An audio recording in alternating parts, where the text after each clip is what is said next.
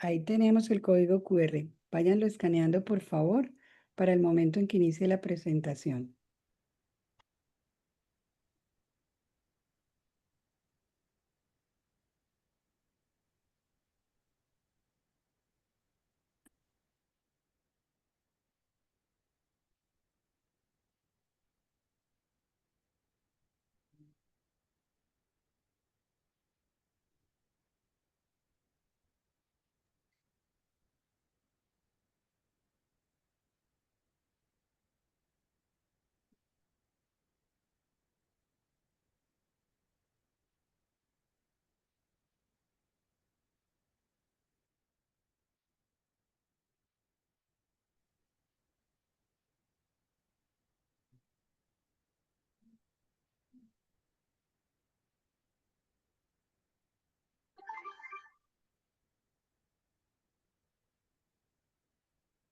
Voy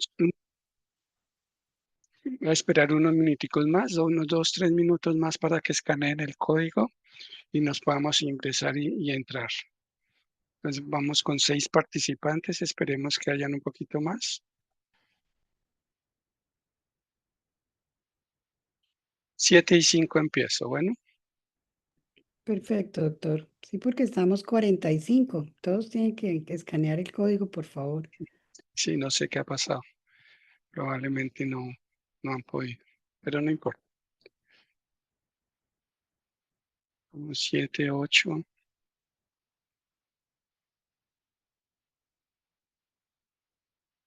bueno, listo, vamos a empezar.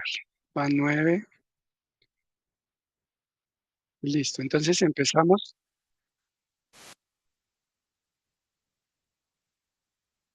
Y como dijo Juliana, pues la idea es hablar de la utilidad de las pruebas NAT de BPH en la detección temprana de cáncer de cuello uterino.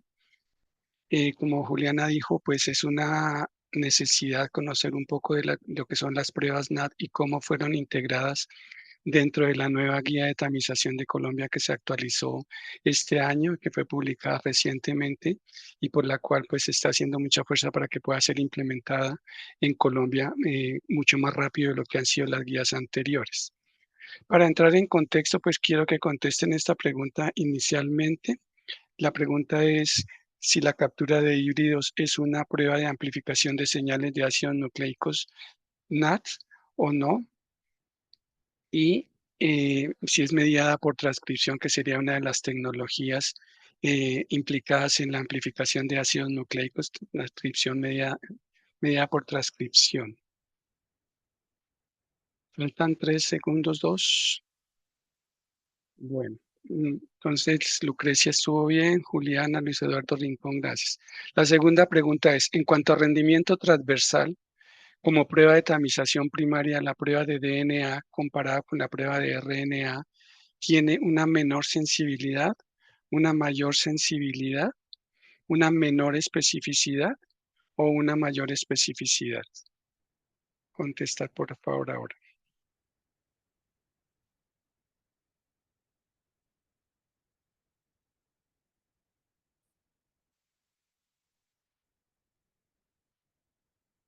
Muy bien. La doctora Lucrecia va en el primer lugar, seguida de Juliana y Andrea. Todas estas preguntas las vamos a responder a lo largo de la charla, entonces, pues para que no haya problema, pues simplemente es orientación. Entonces, viene una pregunta que de pronto es un poquito ya más complicada, y es si la diferencia en costo-efectividad de las pruebas NAD en tamización primaria para cáncer de cuello uterino está, o sea, en qué se diferencia la prueba tamizar con DNA o tamizar con RNA. Entonces, al usar la prueba de tamización con DNA, el número necesario a tratar para prevenir una muerte es mayor, o al usar la prueba de ADN, la remisión a colposcopia es mayor, o al utilizar la prueba de ADN, la disminución en la mortalidad es mayor. Muy bien, bueno. Entonces ya vamos a empezar la charla. Como les dije, en el transcurso de la charla vamos a responder estas preguntas. Para empezar, pues quiero hacer mi declaración de conflicto de interés, diciendo que esta charla pues la he dado en algunas otras oportunidades y en otros escenarios. He recibido honorarios de Ologic Sin embargo, es muy importante aclarar que los conceptos expresados durante estas charlas y durante esta charla que vamos a escuchar son de mi exclusiva responsabilidad y no reflejan necesariamente la posición del patrocinador. En más, en ocasiones no están de acuerdo con lo que digo, pero no importa, respetan esa opinión. Para hablar de lo que son las pruebas NAT, primero que quiero hablar de un poquito del origen histórico de cómo llegamos a hablar de pruebas NAT y parte desde el año 2015 cuando las Naciones Unidas, a través de su objetivo de transformar nuestro mundo en su agenda para el año 2030, digamos, promulgó 17 objetivos de desarrollo sostenible que deberían cumplirse para transformar nuestro mundo. En concordancia con esto, la Organización Mundial de la Salud se sintió aludida y dijo que iba a implementar la estrategia global para acelerar la eliminación del cáncer de cuello uterino como un problema de salud pública, dando alcance como cumplimiento a 3 de los objetivos propuestos por la Organización de las Naciones Unidas: el objetivo de bienestar y buena salud, en la equidad de género y el acceso equitativo a los servicios de salud. Una vez lanzada esta estrategia, entonces, en julio del 2021 lanza la primera guía para orientar y ayudar un poquito a esta estrategia 90-70, que fue el uso de las pruebas de ADN. En diciembre lanzó la guía donde estaban incluidas las pruebas de ARN y en marzo del 2022 incluyó estas dos guías en una sola que llamaba pruebas de amplificación de ácidos nucleicos NAT del virus del papiloma humano para el tamizaje de lesiones precancerosas cervicales y la prevención de cáncer de cuello uterino. Entonces, así aparece y aquí llegamos a lo que son las pruebas NAT, donde la Organización Mundial de la Salud nos dijo que las utilizáramos. Pero, ¿qué son las pruebas NAT? Las pruebas NAT, pues simplemente es una tecnología para amplificación de ácidos nucleicos de virus y bacterias. Se ha utilizado en muchas otras infecciones, como por ejemplo, clamidia, Neisseria gonorrea y después ya VPH. ¿Cuál es la ventaja de estas pruebas NAT? Que permiten un diagnóstico temprano, incluso en personas sin síntomas.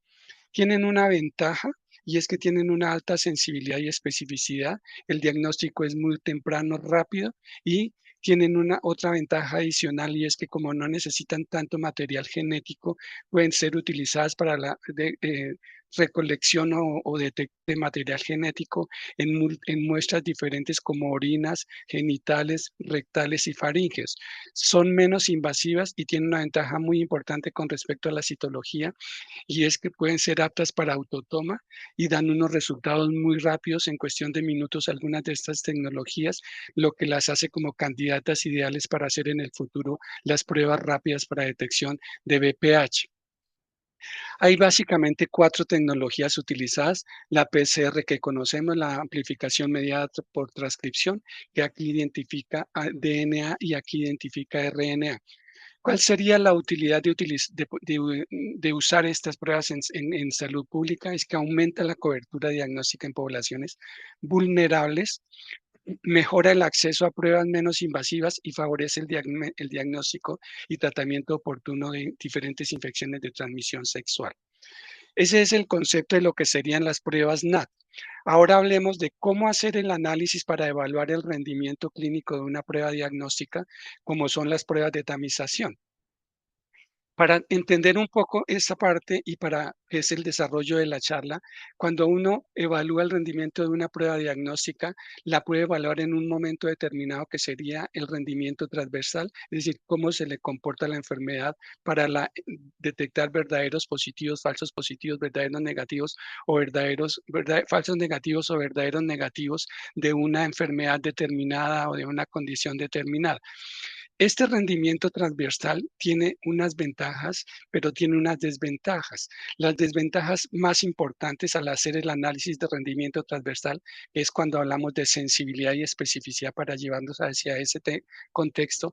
Tenemos que entender que tiene dos problemas y es que los falsos positivos, estas mujeres que son detectadas como positivas, pero que realmente no lo son sometidas a procedimientos innecesarios que no son buenos y además aumentan los costos para el servicio de salud. Digamos, este no tendría mucho problema en esta enfermedad, pero este falso negativo sí es un problema cuando hace uno el análisis desde el punto de vista de rendimiento transversal de las pruebas, porque a la mujer no se le detecta la infección, se le asegura que no tiene una lesión preneoplásica de alto grado, se vuelve a citar en 5 años y entonces uno no sabe qué está pasando aquí y estas mujeres que son positivas pierden la oportunidad de recibir un tratamiento oportuno y puede su enfermedad progresar que no hemos detectado. Adicionalmente, estos verdaderos positivos que detecta las mujeres puede ser unas enfermedades, como sabemos, las lesiones precancerosas tienden a regresar en su historia natural, entonces hay unos verdaderos positivos que van a ser sometidos a tratamientos innecesarios que también podrían regresar a la normalidad por lo que es la historia natural de la enfermedad. Por eso se ha utilizado que en tamización de cáncer de cuello uterino, en general en los que tienen que ver con infecciones, como el cáncer de estómago también, se haga un análisis de rendimiento longitudinal de las pruebas. ¿Qué tiene que ver el análisis de rendimiento longitudinal? Porque nos garantiza que estas mujeres que fueron de verdad detectadas como negativas, o los verdaderos negativos o los falsos negativos, entonces en el tiempo no van a desarrollar la enfermedad y es cuando comparamos cuál sería el rendimiento de una prueba A con una prueba B, en este caso la prueba A es la citología y en este caso la prueba B es la prueba de BPH. Entonces, este rendimiento longitudinal lo que me dice es de verdad cuál es la utilidad de la prueba diagnóstica para predecir o prevenir el desarrollo de lesiones avanzadas precancerosas o cáncer en un tiempo determinado. Y esa es la utilidad de hacer el análisis en rendimiento longitudinal. Ya sabiendo que esta infección o que esta enfermedad, el cáncer es una enfermedad dependiente de una infección que es por el virus del papiloma humano, existen pruebas que las detectan y ahí hasta el momento se han desarrollado dos tecnologías, principalmente la que detecta DNA, que sería la curva oscura, y la RNA, que es la curva clara. Y esto nos demuestra que independiente de la tecnología DNA o RNA, para detección de prevalencia en general o para detección de prevalencia por los genotipos de alto riesgo, más alto riesgo como sería el 16 y el 18, las dos tecnologías que hasta el momento se han desarrollado para esta prueba, para esta tamización, tienen una concordancia muy alta, más o menos un acuerdo del 92% para identificar las mismas infecciones y una concordancia entre las pruebas de 0.71. Con base en esto, la Organización Mundial de la Salud, en estas guías que les mostré antes, desarrolla un modelamiento matemático para identificar cuáles son las pruebas de alto rendimiento que deben ser incluidas en la estrategia 90-70-90, básicamente en el módulo 70 que tiene que ver con tamización con pruebas de alto rendimiento. Con base en ese modelamiento de la Organización Mundial de la Salud, ellos encuentran que hay una estrategia que depende de BPH, que es la de mejor rendimiento, que es estas estrategias sola como prueba de tamización primaria y ir directamente a colposcopia o utilizando estrategias de triaje con genotipificación, con vía Billy, con colposcopia o con citología. Y cuando nos damos cuenta de cómo estas cuatro estrategias de triaje están acompañadas de la prueba de BPH, inmediatamente nos remontamos a cómo la guía de tamización nueva incluyó estas estrategias de triaje a la prueba de BPH como tamización primaria. Ya sabiendo que el BPH es la infección causal del cáncer de cuello uterino y es el principal agente con otros cofactores que no vamos a tratar en la charla, la idea es identificar este germen o este patógeno o este agente causal de la enfermedad mediante dos opciones, o hacerlo con aislando el virus en tejidos o haciendo la detección viral con las pruebas que antes les mencioné. Lo que sabemos es que las pruebas han ido aumentando, han ido creciendo a medida que va progresando el tiempo y vemos en esta gráfica que es una publicación del año 2023 que se renueva periódicamente sobre la actualización de las pruebas que van apareciendo. Lo que notamos es que desde el año 2010, cuando habían 70 pruebas, hasta el año 2023 ya van 264 pruebas que son nuevas con una cantidad 511 de variantes de pruebas que ya se conocían antes.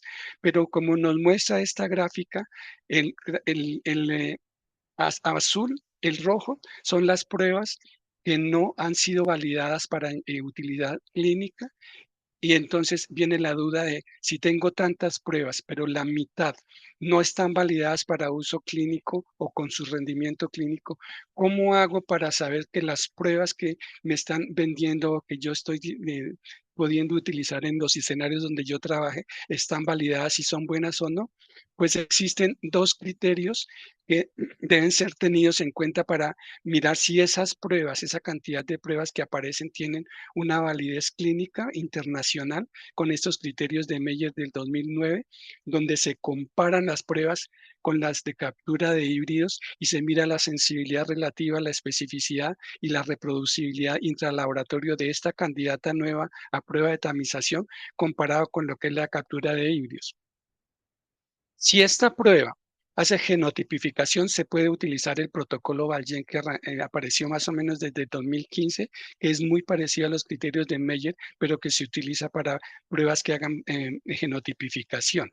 Existen muchas pruebas validadas internacionalmente. Aquí hay un ejemplo de las que más se conocemos o que más tenemos disponibles en Colombia. Tenemos, por ejemplo, las de Able Real Time, el Aniplex, OnClarity, la de Covas, el Expert, y hay dos de RNA que están validadas, que es la Aptima y el Pretext Proofer. Entonces, estas pruebas están validadas con criterios internacionales. Podemos mirarla en esas publicaciones que aparecen. Ya sabiendo que las pruebas de BPH identifican por igual la presencia de DNA o RNA de la infección por el papiloma del virus humano, la pregunta es, ¿cuál de las dos pruebas puedo utilizar y puedo incluir dentro de mi programa de tamización sabiendo que las dos son pruebas NAT, la DNA y la que detecta el RNA? La captura de híbridos que le hice en la pregunta no es una prueba NAT, por esa no amplifica ácidos nucleicos. Esa solo amplifica señales, pero no amplifica ácidos nucleicos. Por lo tanto, la respuesta a esa pregunta primera que apareció en el pretest era no, es falso. Captura de híbridos no es una prueba de amplificación de ácidos nucleicos. Y entonces, ¿cuál es la diferencia entre DNA y RNA? Pues que DNA detecta la infección transitoria o transformante, detecta en general las infecciones por el virus del papiloma, pero no me discrimina cuál de estas dos, mientras que RNA detecta la infección transformante. Estas pruebas, como les digo, son amplificación de señales de ácidos nucleicos mediadas por transcripción o por reacción en cadena de polimerasa. Y ahora empecemos cómo se comportaría la primera prueba de las dos, que es DNA, cuál es la experiencia que se tiene en el mundo de la prueba de tamización con DNA comparado con citología, que es la prueba de tamización tradicional que hemos contado. Pues lo que encontramos aquí en esta publicación del año 2017, una revisión sistemática, lo que nos dice es que las pruebas de BPH en el rendimiento transversal, ya sabemos que rendimiento transversal, sensibilidad, especificidad en un momento determinado, tienen un rendimiento mayor que la citología, 32% más de resensibilidad relativa y una especificidad un poquito menor a la citología, eso ya lo sabíamos. ¿Y cómo se hace para el rendimiento de las pruebas de BPH versus citología que nos muestra esta misma publicación? Lo que nos dice es que la sensibilidad y la especificidad para detectar NIC2 de las diferentes pruebas, la citología o las pruebas basadas en identificación de la infección de ADN o ARN, como nos muestra la gráfica, las citologías tienen una sensibilidad menor que las tres pruebas de BPH, pero la citología tiene, independiente si sea en base líquida o tradicional, una especificidad mayor que las tres pruebas de BPH, resaltándose un poquito aquí ya en la gráfica que la prueba de RNA tiene una especificidad mayor que las otras dos, la de captura de híbridos y la basadas en PCR.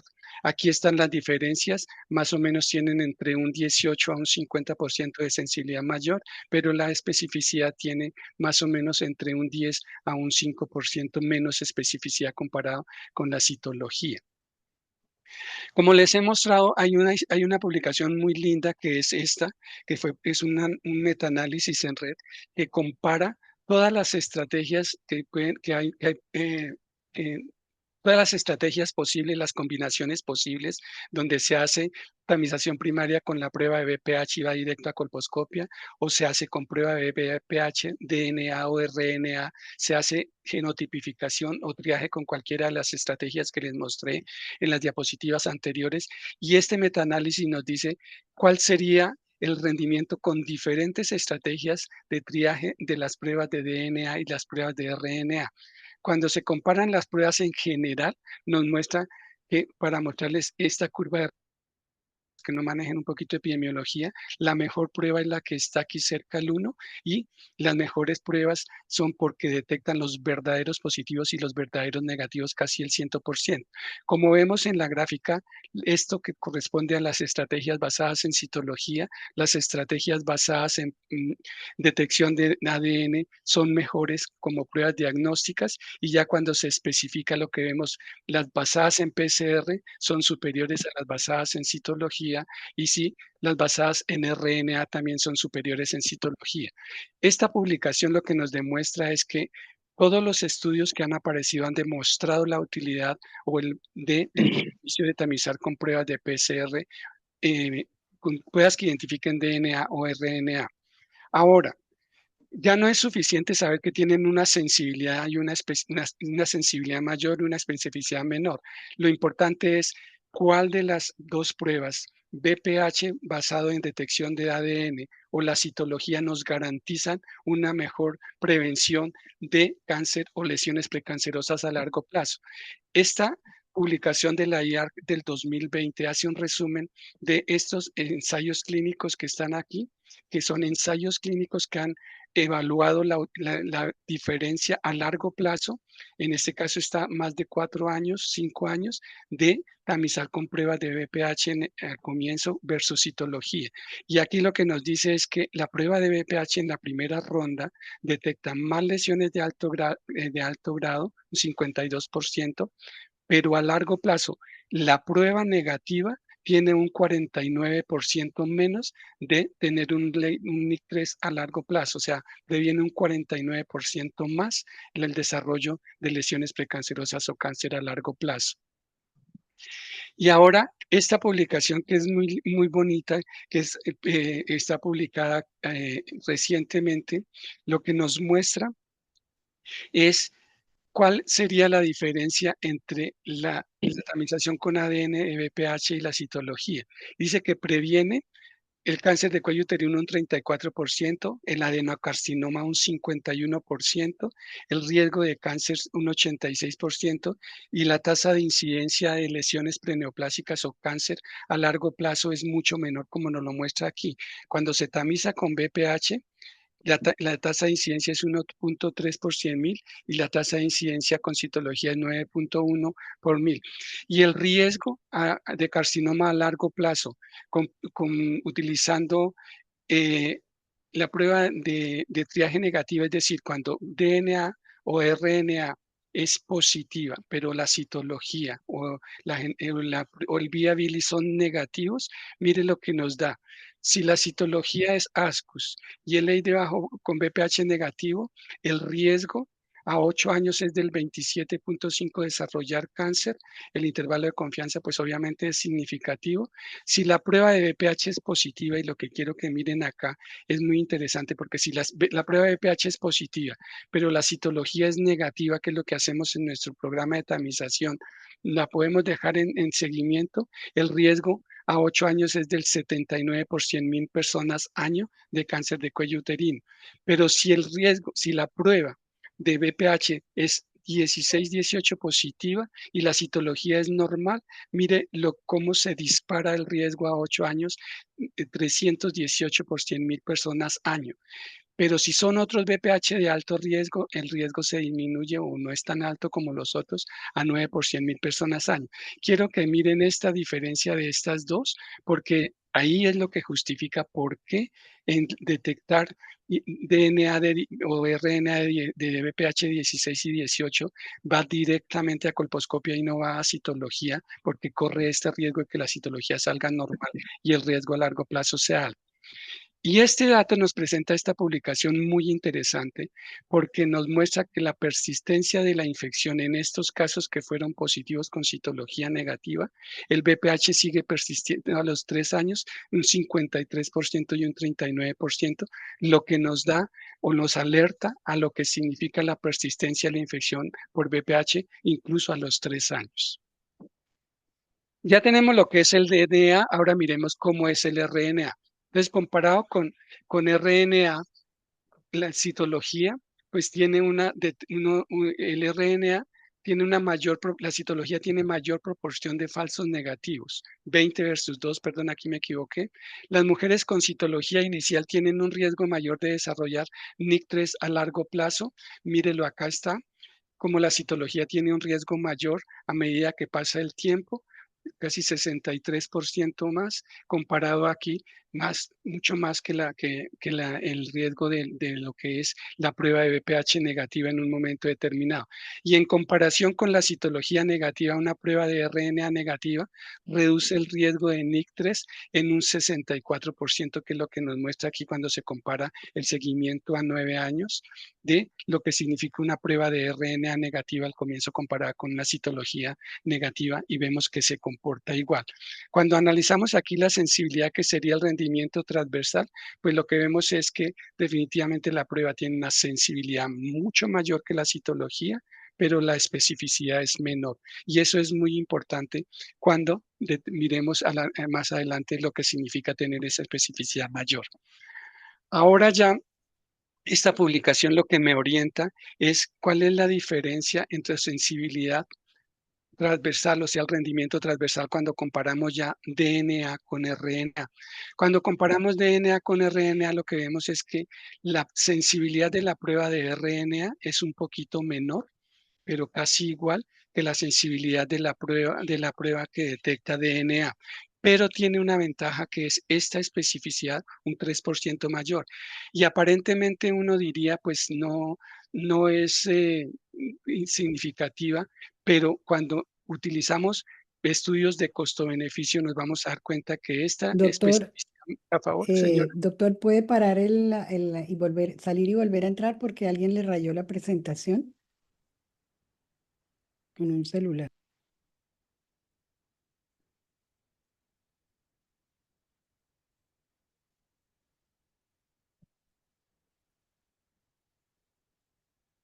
¿Ya? No, no, es que si la persona que lo hizo no lo borra, eso no se borra de ahí. Toca Bueno, salir de la presentación y volver a entrar si se puede, si no, pues. sí, yo creo que sí.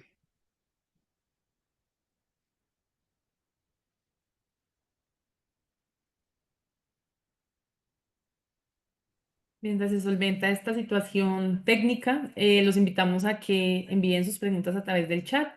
Al final vamos a dar un espacio para estas cuestiones o preguntas.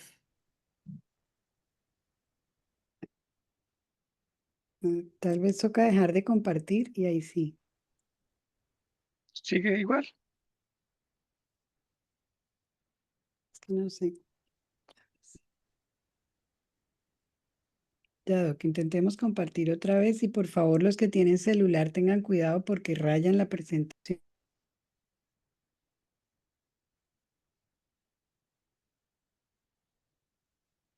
Ahora Perfecto, sí. ahora sí. Bueno, vamos a seguir a donde estamos.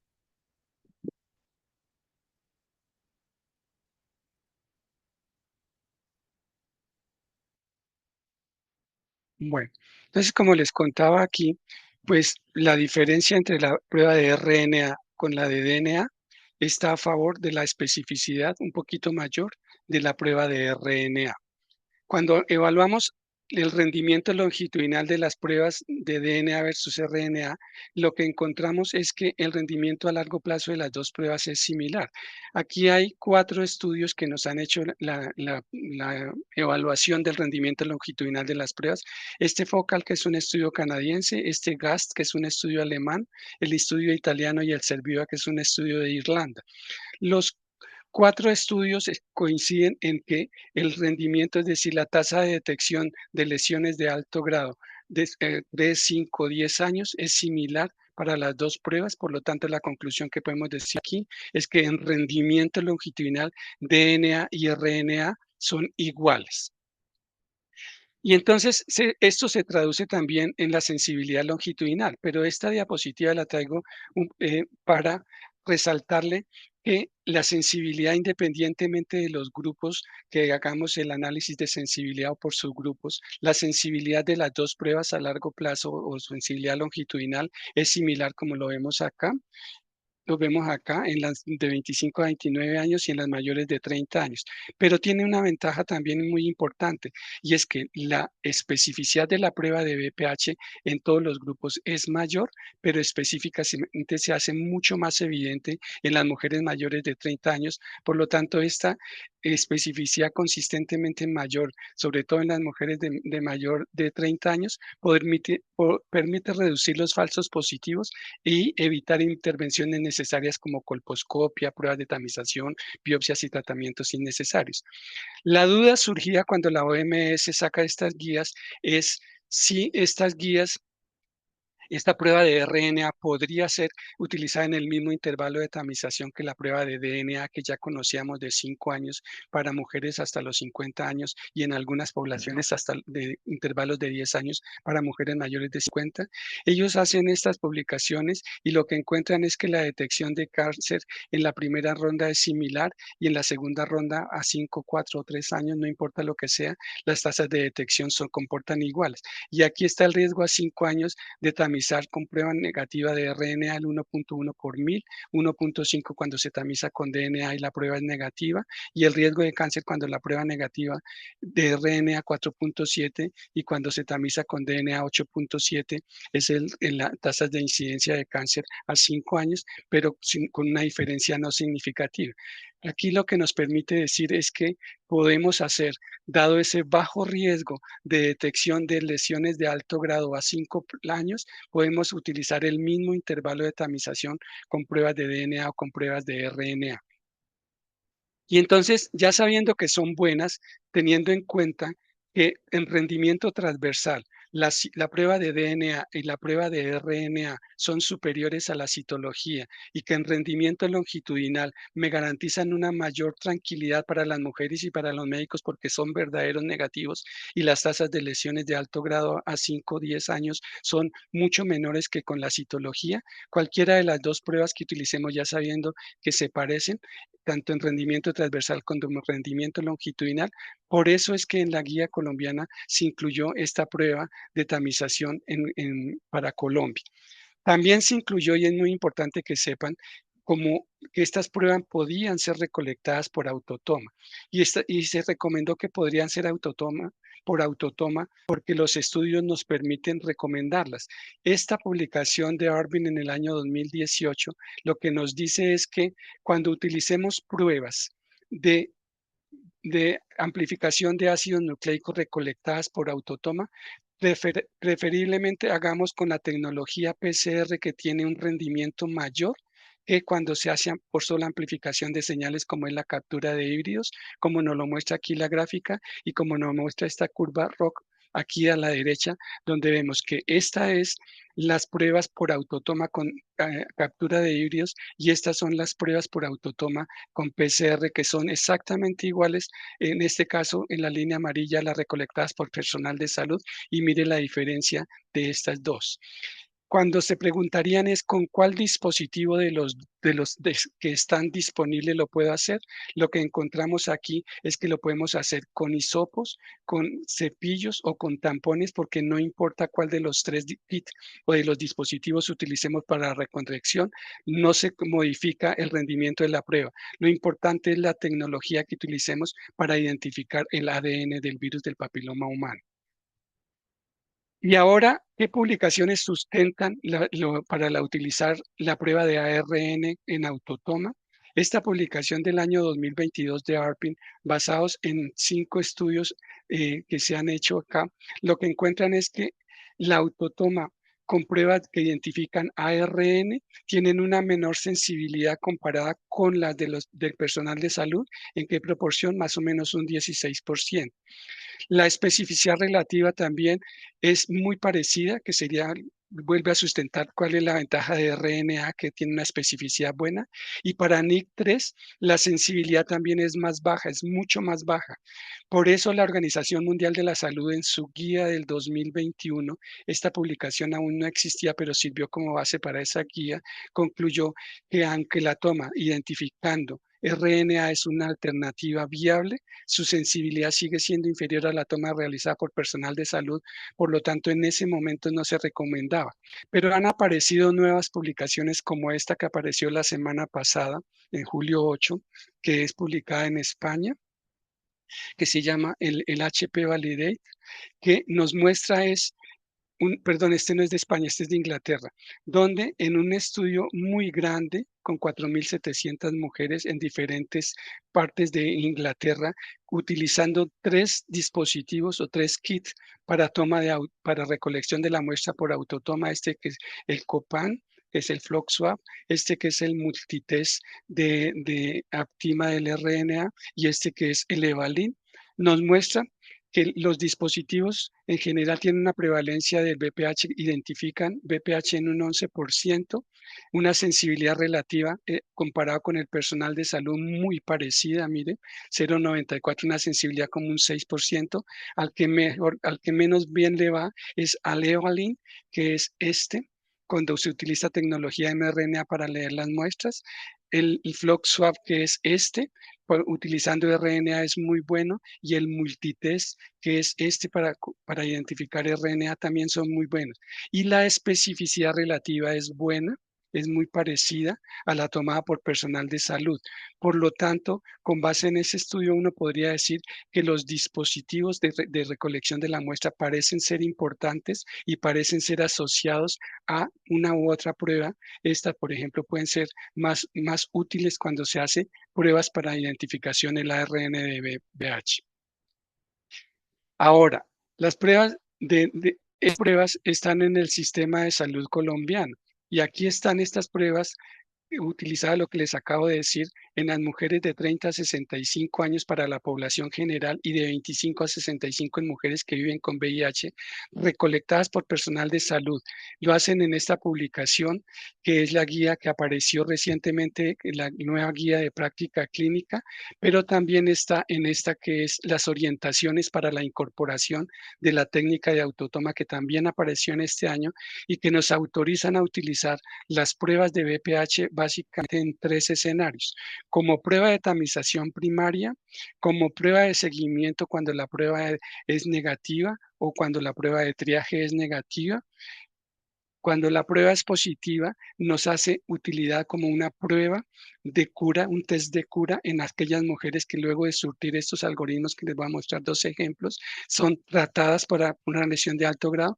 Este seguimiento puede ser o para estas negativas o para las que son tratadas como test de cura, vuelvo y les digo. Entonces, son los 3 escenarios en que la nueva guía está utilizando o está recomendando las pruebas NAT de VPH. Esta es la estrategia del algoritmo de tamizar, triaje, diagnosticar y tratar, donde se hace la prueba positiva, se hace triaje con citología o con VPH 16 y 1845 en este caso, se hace diagnóstico con colposcopia y biopsia, y se hace tratamiento con conización o con bisturí, con radiofrecuencia o con bisturí, y se remiten a colposcopia. Y las pruebas NAT están utilizadas en seguimiento de esta algoritmo. Y el algoritmo 2, que es más corto, que es simplemente una prueba positiva de atomización primaria, pruebas de triaje, que son estas: colposcopia, genotipificación 16, 18, 45, viability, la citología que les mostré antes. Estos otros VPH de alto riesgo se hacen, pueden ir a colposcopia o a triaje con citología. Se van a determinar elegibilidad para tratamiento. Mire que no hay diagnóstico. Aquí no va intermediado por una prueba de histopatología. Se hace tratamiento y se sigue con pruebas de VPH. Ese es el escenario, no quiero profundizar porque ya lo conocen. Este estudio me permite decir cuál es la diferencia si yo hago triaje con citología directamente, independiente del VPH que sea positivo, y si hago genotipificación con VPH 1845, o si hago estos otros de alto riesgo, les hago triaje con citología.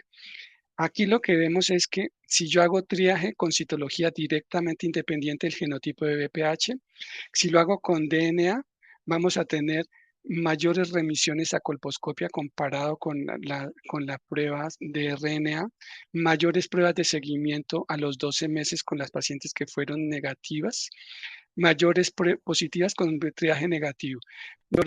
Pero lo más importante aquí es que independiente de esto, las dos pruebas, RNA y DNA, detectan las mismas tasas de lesiones de alto grado y eso es lo fundamental, porque son pruebas muy buenas para el objetivo final, que es detectar las lesiones de alto grado. Y aquí la diferencia cuando se hace esta estrategia es que la remisión a colposcopia es mucho mayor, pero el rendimiento de las dos pruebas no se modifica para nada, es decir, se aumenta la remisión. Lo que nos da es que por cada 100 mujeres examinadas, el triaje con genotipificación basada en ADN generaría 29 derivaciones adicionales a colposcopia y la basada en ARN 18 para detectar un caso adicional de NIT2. Y eso ya nos va dando unas diferencias.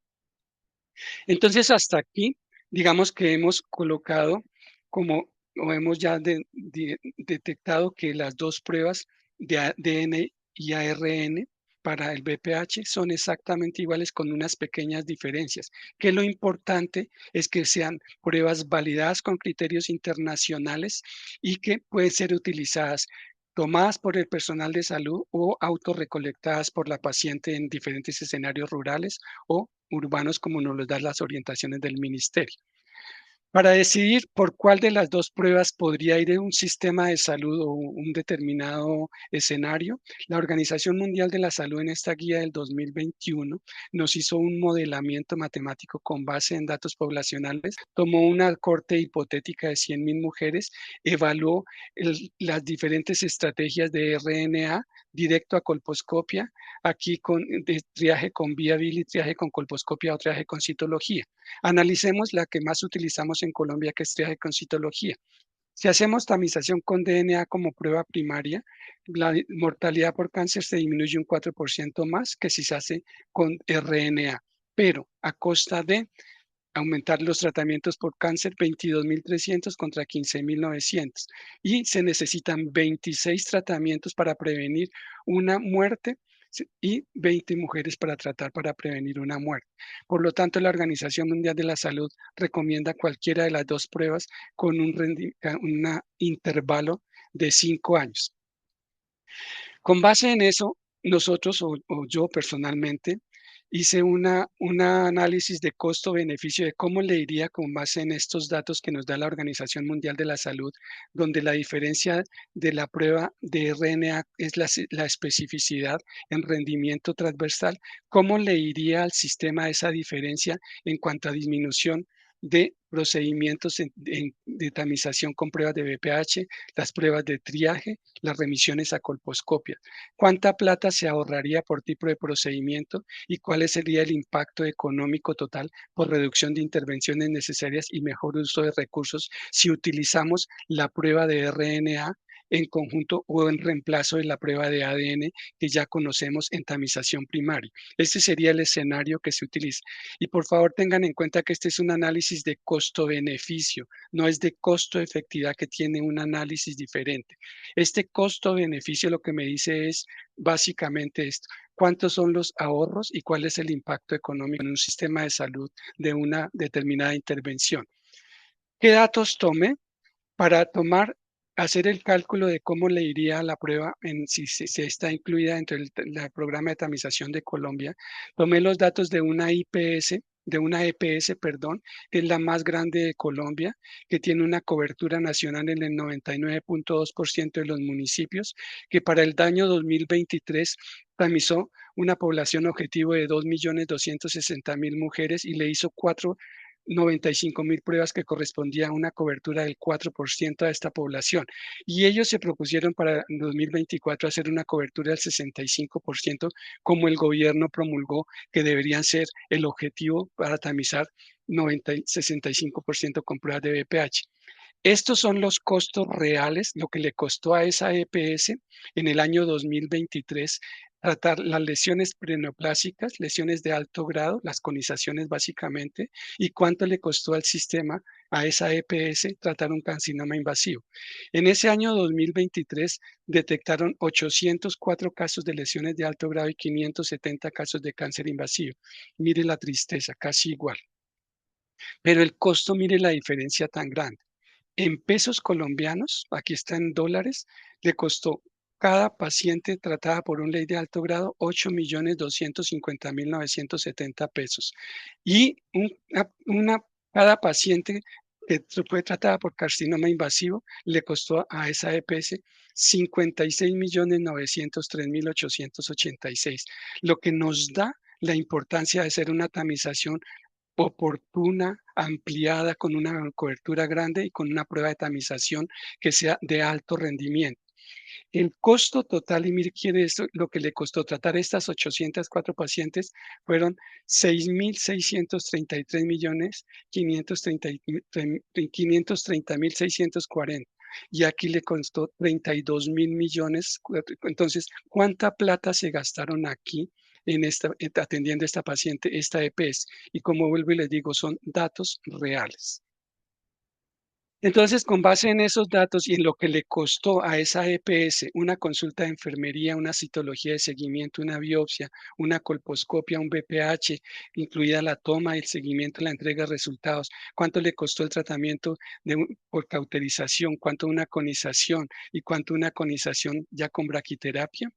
Entonces, tomamos estos datos, que son datos reales de esa EPS, y con datos tomados de este estudio Serviva, que ya les mostré, que es el de Irlanda, que nos dijo que la prevalencia de BPH con RNA es 12%, con DNA 14%, que la positividad de las citologías de triaje con RNA fue 31%, las de DNA 29%, no se perdió ninguna paciente de seguimiento y la tasa de positividad de la prueba de RNA permaneció positiva a 37% a los 18 meses y 49.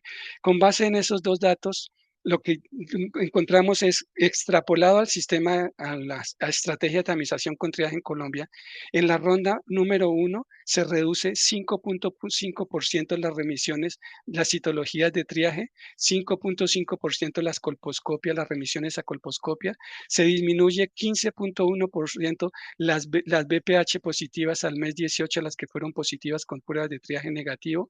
BPH positivo en la ronda 2 disminuyó un 35% cuando se hizo tamización con RNA y la remisión a colposcopia fue un 35.9% menos.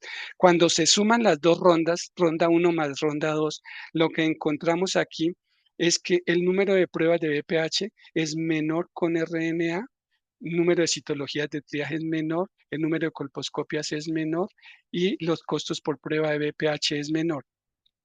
Aquí está la diferencia, menos 1.400, los datos exactos, los valores con base en lo que les mostré antes, y este sería el ahorro si utilizamos tamización para una población hipotética de 95.000 mujeres.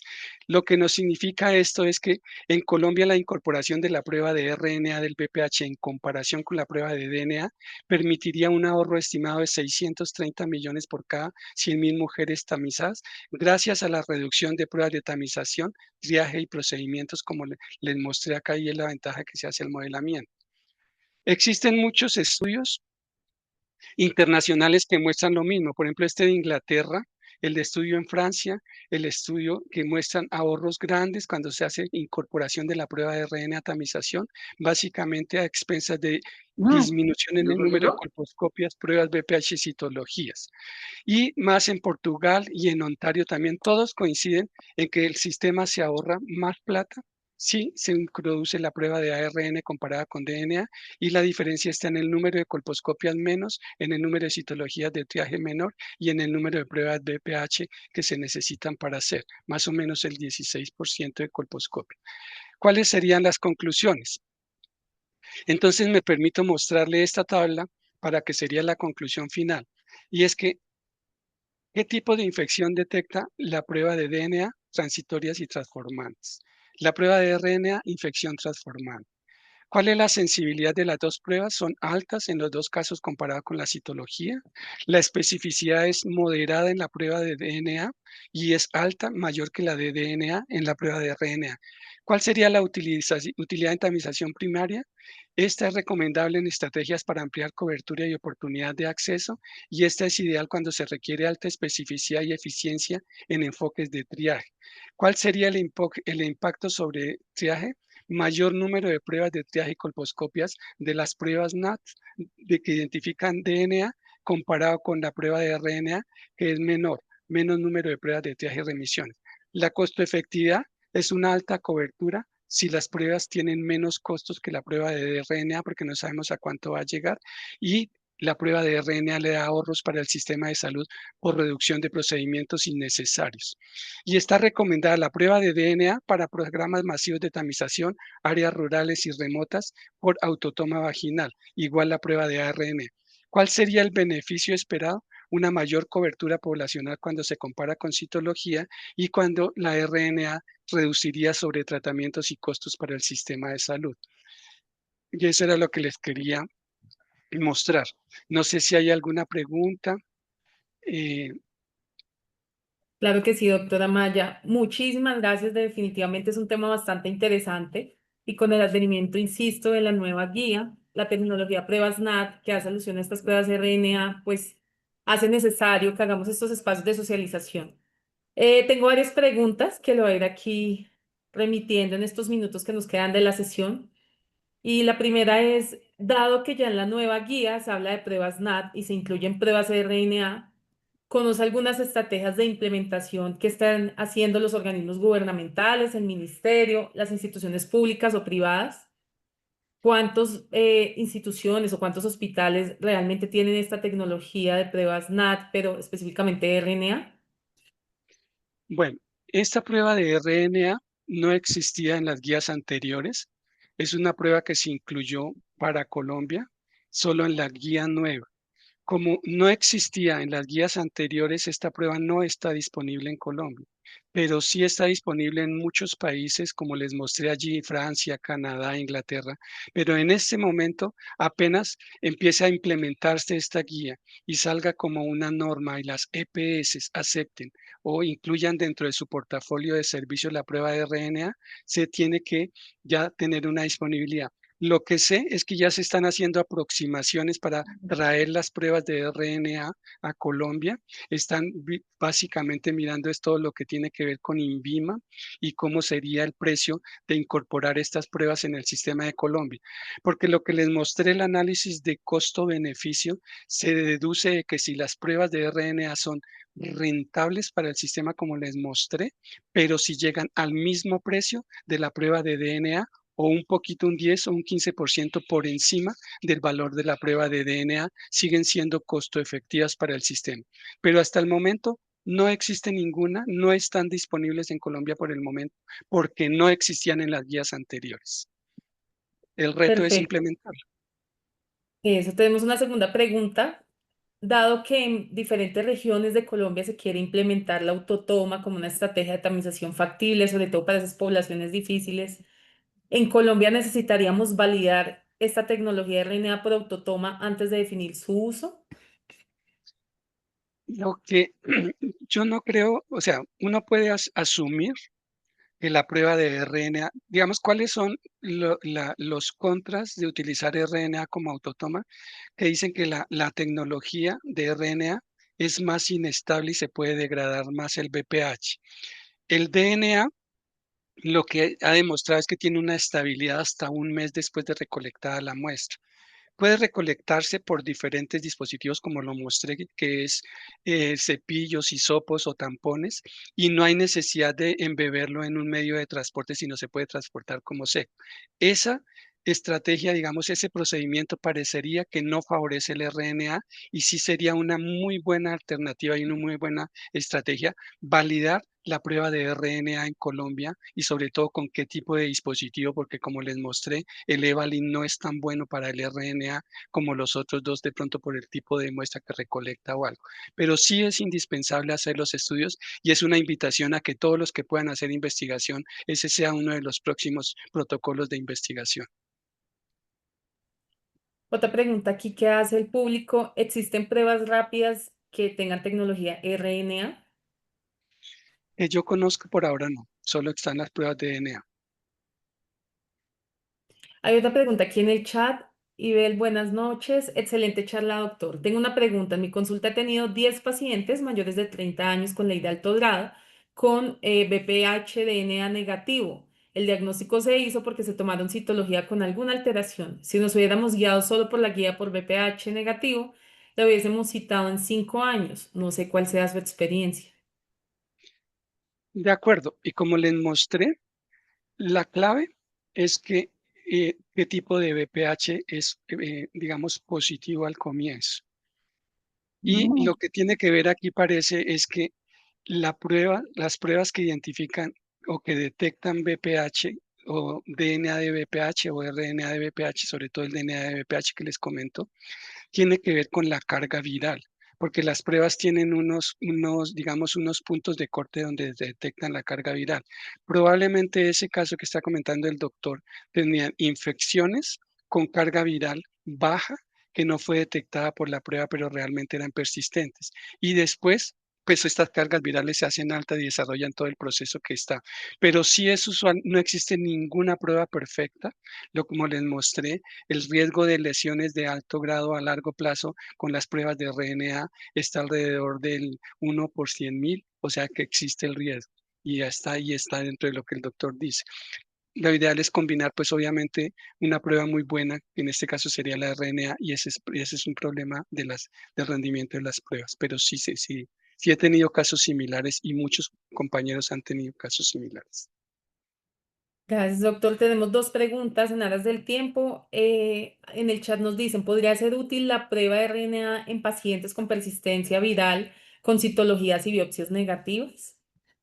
Sí, esa es una de las ventajas de la prueba de RNA, que puede ser utilizada como una prueba de triaje para pacientes que tienen DNA positivo con citología negativa. Y la ventaja está en que esta prueba de RNA tiene un mejor rendimiento que la prueba de DNA en estrategias de triaje por esto, porque detecta infecciones transformantes. Y como vimos, la posibilidad de que la citología de triaje sea mayor con RNA existe comparado con la positividad con las pruebas de DNA. Entonces sí podría tener una utilidad en ese escenario y como prueba de triaje para pacientes con DNA positivo, citología negativa y estas que sospechemos que tenga infección persistente. Perfecto, doctor. Y la última pregunta. Paciente que ha sido llevada a histerectomía por sea in situ, el seguimiento, ¿cuál sugiere con estas pruebas NAT? ¿Con qué intervalo y cuánto tiempo? Pues la guía nueva lo que dice es que hacer pruebas NAT de test de cura, como les mostré, a los 12 meses, ¿sí? O en algunos países utilizan la prueba de cura a los 6 meses, pero Colombia en la guía nueva la adoptó a los 12 meses. Si la prueba es negativa, vuelve al programa de tamización rutinario que sería cada 5 años, pero en mi concepto sería mejor agregar una segunda prueba que sea negativa a los 24 meses. ¿Por qué lo digo? Porque lo que hemos visto o lo que yo he leído es que la recurrencia de la enfermedad generalmente se da como a los 12 meses, entre los 12 y los 18 meses. Entonces, utilizar esta segunda prueba de tamización a los 24, de seguimiento a los 24 meses, le garantizaría a uno cubrir esa probabilidad de recurrencia a los 12, 18 meses. En contexto de conización y histerectomía, doctor, a la cúpula vaginal. Pues hacer tamización a cúpula vaginal en pacientes sometidos a histerectomía por lesiones de alto grado es el mismo esquema de seguimiento que una paciente que ha sido sometida a conización solamente. Lo que se recomienda es hacer el seguimiento por 20 o 25 años de tamización. Lo que les digo, primera prueba de DNA, test de cura a los 12 meses, si es negativa, podría volver cada 5 años, pero en mi concepto es mejor hacer una segunda prueba de BPH a los 24 meses después del procedimiento. Perfecto, súper claro. Bueno, dado el tiempo, vamos a cerrar hoy la sesión. Nuevamente, doctora Maya, muchísimas gracias por su participación. Esperamos tenerlo en próximos eventos. Y pues a todos los participantes, muchísimas gracias por su asistencia. Les recordamos que esta charla queda grabada y pueden acceder al canal de YouTube de la Asociación Colombiana de Ginecólogos Oncólogos. De nuevo, Bueno, muchas Juliana, gracias por